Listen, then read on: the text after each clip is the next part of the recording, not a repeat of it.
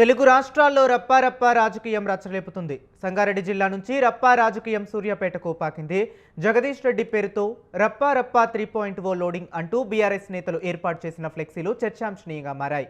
2028లో తాము అధికారంలోకి వస్తామంటూ సూర్యాపేట రైతు బజారు చౌరస్తాలో వెలిసిన ఫ్లెక్సీలు కలకలం రేపాయి.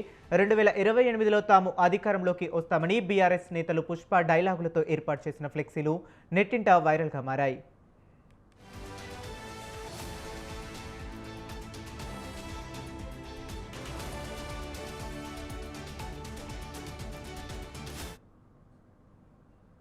తెలుగు రాష్ట్రాల్లో రప్పారప్ప రాజకీయం రచ్చలేపుతుంది.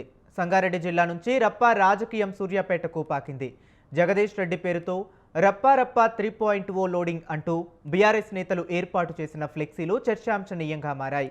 2028లో తాము అధికారంలోకి వస్తామంటూ సూర్యాపేట రైతు బజారు చౌరస్తాలో వెలసిన ఫ్లెక్సీలు కలకలం రేపాయి.